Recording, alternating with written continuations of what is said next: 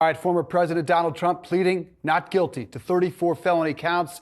Here to help us break down what's next is John Flannery, a former assistant U.S. attorney in the Southern District of New York. It's great to see you, sir. As you watch these historic moments unfold, just first, before we get into the legal aspects, your reaction.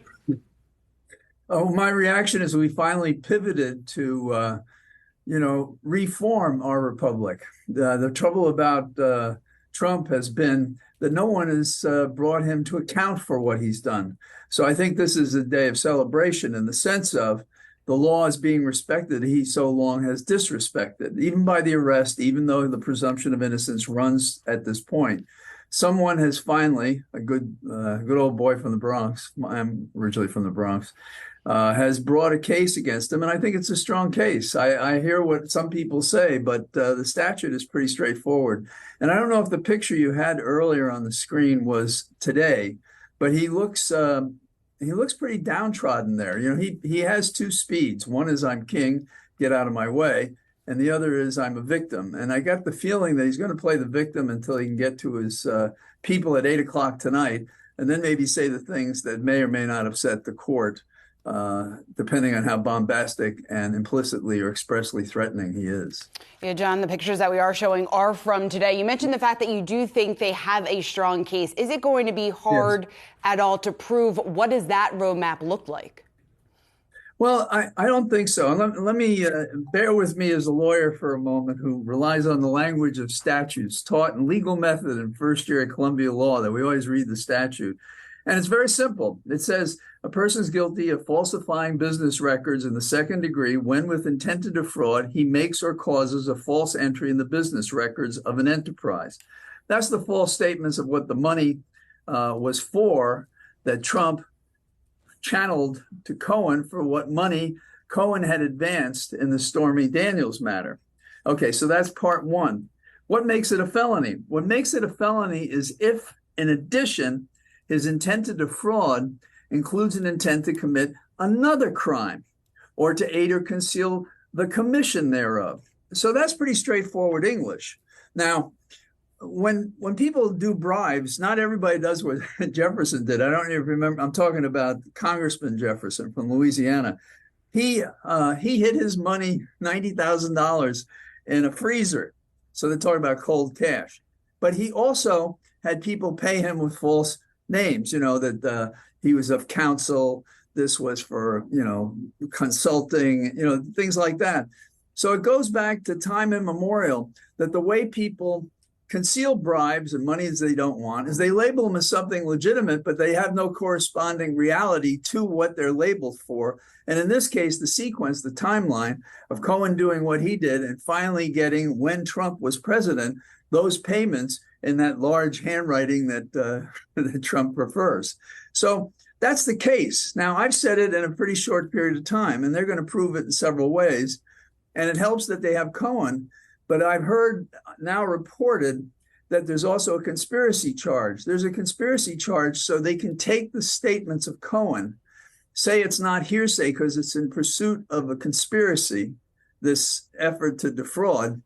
And then what Cohen says, even when Trump is not present, is ascribed to him. Yeah. The same is true of Pecker, what he says, and other people, I'm sure. So the combination of the conspiracy, the scheme to defraud, and this structure that I've just described in the statutes, I think that's how you do this case. And, John, the American public is going to have, it's a tall burden for Alvin Bragg because the American public is going to say, what is possibly new here? You've had this case for years now. Why now? I think that's a good question, Dave, and I hear it. And I think there's been a lot of misrepresentations to the people about how we got to here. That is how Bragg is doing this. And the answer to that is when the Manhattan DA was thinking of going forward with the case of Cohen, no less than the Justice Department in the Southern District said, no, don't do that. We don't want you to do that. But there's another factor. Barr, when Attorney General, sat on the head of the U.S. Attorney Berman and didn't want him to mention Trump at all, including in the Cohen indictment that did mention a person who was involved in it.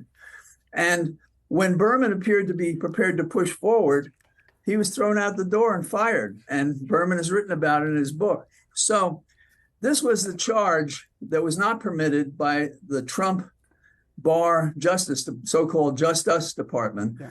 And now we have Bragg taking a legitimate case and saying, okay, now let's see what happened. And there are three parts to this case. One is the sex problem. Two is the kind of fraud that Trump is familiar with.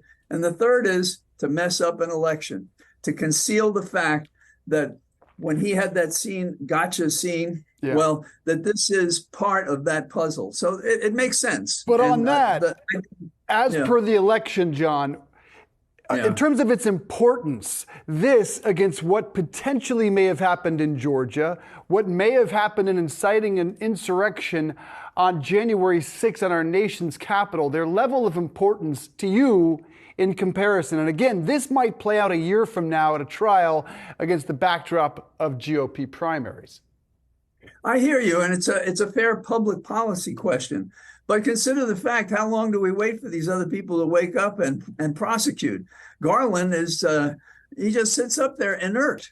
And I'm hoping that, Jack Smith changes that. But Garland still has the last word on what he does. We had the prosecutor down in Georgia. She sent it to a grand jury that couldn't indict. A whole year passed. She said the prosecution was imminent, and there's still not a prosecution.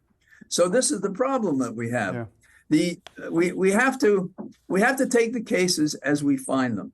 And I pictured in criticism those members of the prosecution team up and down the East Coast in this way.